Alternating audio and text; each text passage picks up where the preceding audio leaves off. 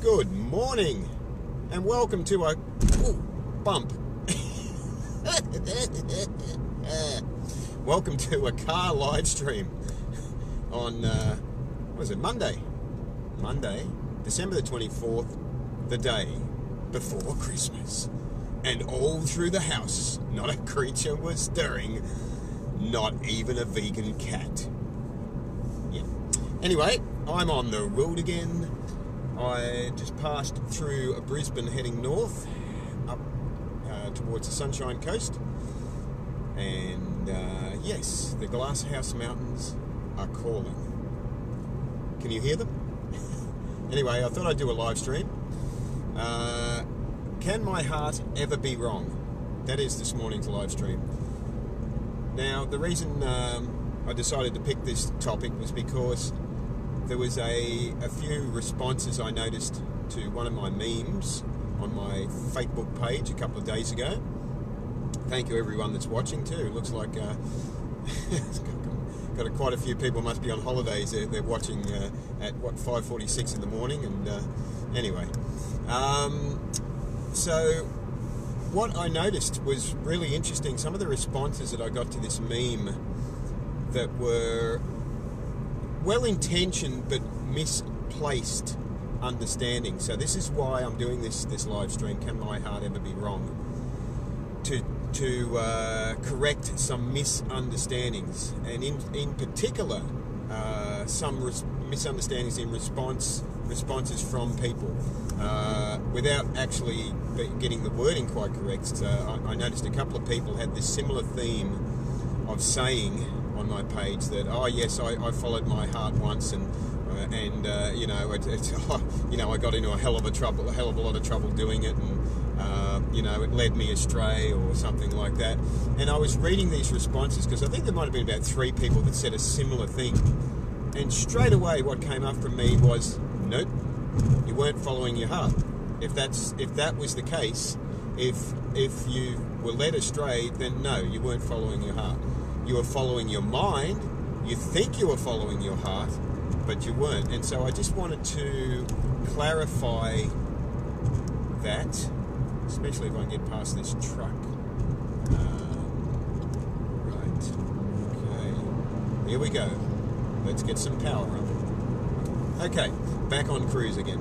So I wanted to clarify because there's a confusion, and I've come across this before, so this didn't surprise me, where people seem to think there's a famous song called "Foolish Heart" by Steve Perry, where people seem to think that the heart can be mistaken and can lead us astray and in the wrong direction and can cause all manner of problems, and this is not correct.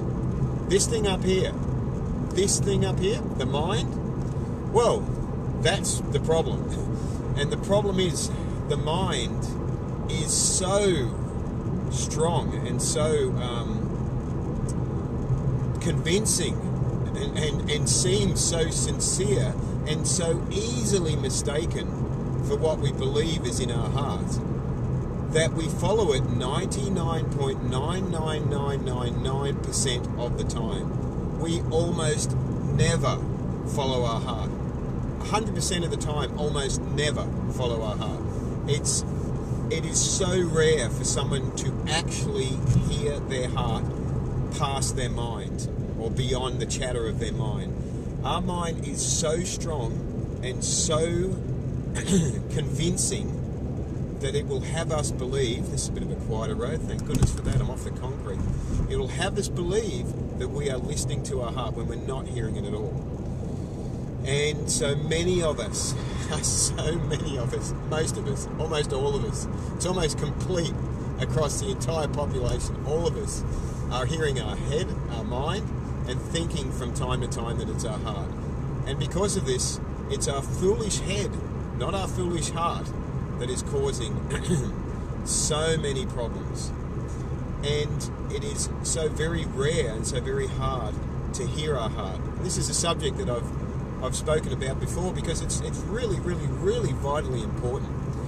The rare occasions when we hear our heart beyond the chatter of our mind are those rare occasions where we can still our mind enough to hear our heart.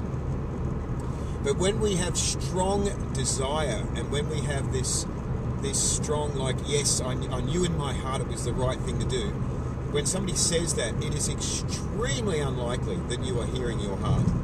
You are more than likely hearing a strong desire or a strong calling coming from your mind, because your mind is always active. It's always needing to do something. It's always convincing you that the thing that it wants to do is the right thing and is the best thing to do, and it is always leading you astray. This is the nature of the mind. The mind is super powerful. It's super wants to be in control, and it wants to be in control so much.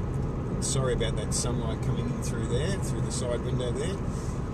It wants to be in control so much that it will lead us astray every time just to be in control, and it will have us convinced that we are listening to our heart when we are not. So, is it possible to hear our heart, and can our heart ever be wrong? No, our heart can never be wrong. Yes, it is possible to hear our heart.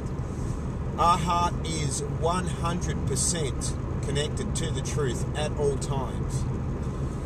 However, for most of us, our heart is covered, and we do not hear it. This is a beautiful road, love it. So our heart is covered, we do not hear it most of the time.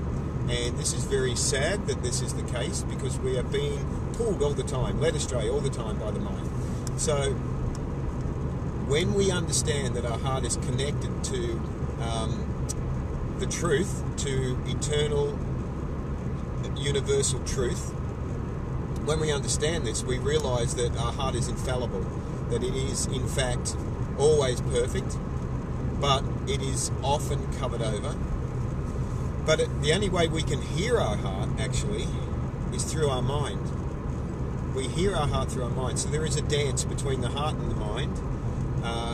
You could call it a competition, but it is actually like a dance, and so the mind is leading the dance most of the time, and this makes it very, very difficult for most of us. However, if we can use techniques to still the mind, which means if we can meditate, do yoga, and connect through nature, we get glimpses of the truth of the heart coming through.